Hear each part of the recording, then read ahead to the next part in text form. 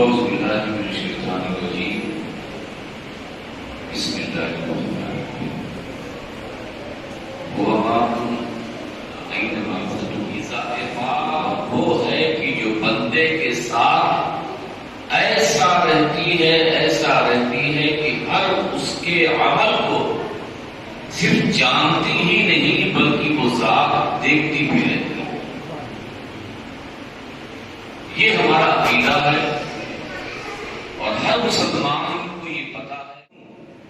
جب پوچھوں ان میں سے کوئی ایسا ہے جو شراب پیتا ہے؟ جواب دیجیے. بولیے نہیں تو بولیے. شراب پیتے ہیں آپ لوگ؟ کوئی بھی وسکی دیسی ادھا پوا ٹھنڈا کچھ بھی کبھی نہیں پیتے؟ پکا نہیں پیتے نا؟ دوسرا سوال کیوں نہیں پیتے؟ آپ شراب کیوں نہیں پیتے؟ کیا بتایا آپ نے؟ سبھی اس جواب سے متفق ہیں. آپ نے آپ شراب کیوں نہیں پیتے؟ آپ کیوں نہیں پیتے؟ بولے کیوں نہیں پیتے؟ آپ سے یہ سوال کروں، یہ دنیا سے کسی بھی مسلمان سے میں سوال کروں گا تو یہ کیا کہے گا کہ شراب حرام ہے. کوئی غیر مسلم آپ سے سوال کرے کہ آپ شراب کیوں نہیں پیتے؟ شراب تو بڑا مزہ آتا ہے، غم دور ہوتے ہیں، ٹینشن ختم ہوتا ہے، ایک دو بیگ لے لیا کرو. آپ کہتے ہیں نہیں، ہمارے اسلام نے منع کیا ہے، قرآن میں منع ہے، پیغمبر اسلام نے منع کیا ہے، اس لیے شراب حرام ہے، نجس العین ہے، ہم نہیں پیتے. ایک جواب ہے نا، کوئی دوسرا جواب؟ جھوٹ بولنا، جھوٹ بولنا گناہ ہے، حرام ہے. چغلی کرنا، کسی کی زمین ہڑپنا، کسی بیوہ اور یتیم کو پریشان کرنا، ماں باپ کو سدانا. آپ شراب اس لیے نہیں پیتے، آپ نے کہا، جواب آپ نے دیا کیونکہ شراب حرام ہے. لیکن میرا سوال یہ ہے کہ آپ ماں باپ کی خدمت کیوں نہیں کرتے؟ آپ ماں باپ کو گالیاں کیوں دیتے ہو؟ آپ ماں باپ کو ستاتے کیوں ہو؟ آپ بیوہ کی زمین کو ہڑپ کیوں کرتے ہو؟ آپ دین میں جھوٹ کئی بار بولتے کیوں ہو؟ آپ مسلمانوں سے حسد رکھتے کیوں ہو؟ آپ غیبت کیوں کرتے ہو؟ کیا غیبت کرنا، کیا چغلی کرنا، کیا حسد کرنا، کیا جھوٹ بولنا، کیا ماں باپ کو ستانا یہ ناجائز و حرام نہیں؟ بولیے.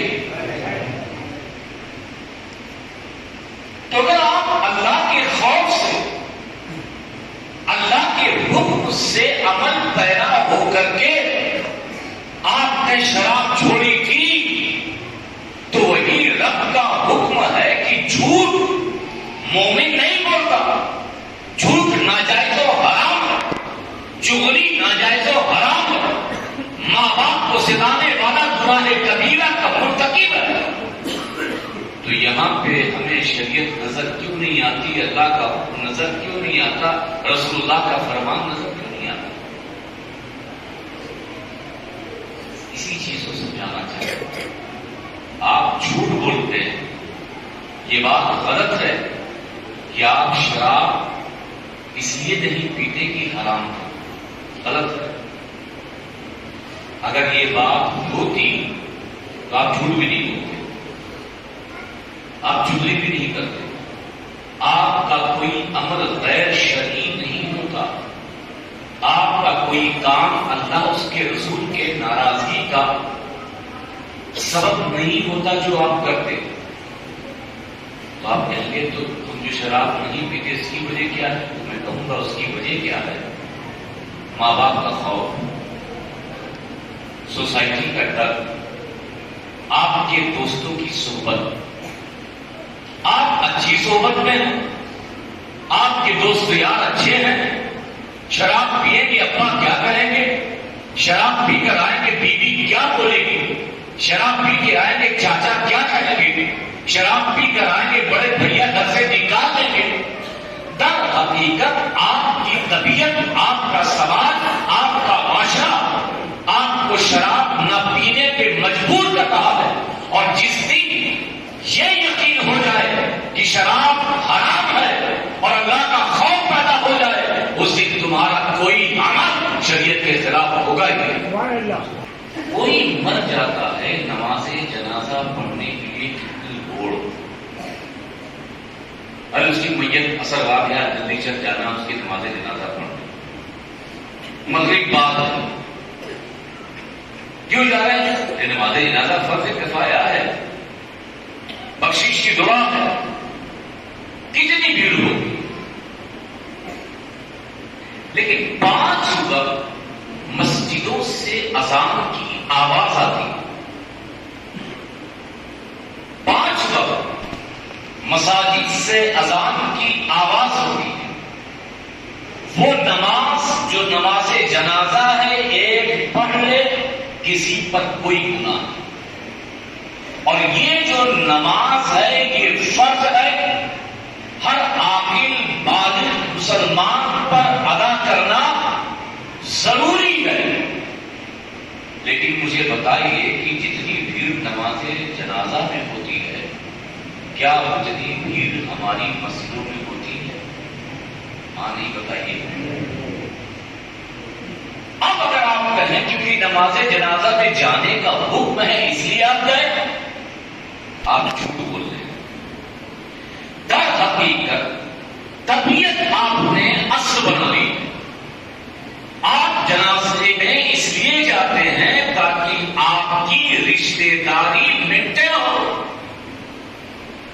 کوئی شکایت نہ کرے کہ فلاں میرے باپ کے جنازے میں نہیں آیا، چلو اس کو منہ دکھاتے، چلو اس کے جنازے میں شریک ہو جائے تاکہ میرے گھر میں بھی ایسا کوئی حادثہ ہو تو یہ تعلق آنا جانا بنا رہے۔ اور اگر یہ احساس ہوگا کہ نماز جنازہ فرض کفایہ ہے، اللہ کے رسول نے نماز جنازہ پڑھنے کا حکم دیا، اگر رسول کے قول کا اتنا بھروسہ ہوتا تو اس سے زیادہ بھروسہ تو اللہ نے اقیم الصلاۃ کہہ کے فرمایا کہ نماز قائم کرو، مگر یہی مسلمان مسجدوں سے خالی ہے مگر نماز جنازہ میں بھرا ہوا نظر آتا ہے۔ کیوں؟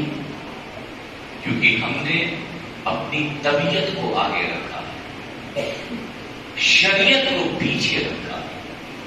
جو چیز ہمارے موافق ہوتی ہے اور شریعت بھی وہی کہتی ہے تو فوراً اللہ اس کے رسول سے جوڑ دیتے ہیں، اور جو چیز ہماری طبیعت کے خلاف ہوتی ہے اس وقت ہمیں شریعت اور اس وقت ہمیں اللہ اور اس کا رسول نظر دیتے ہیں۔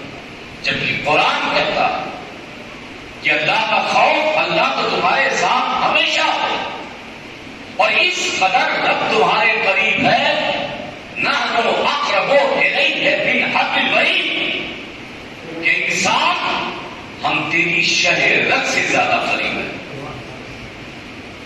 اب اس قریب ہونے کا فائدہ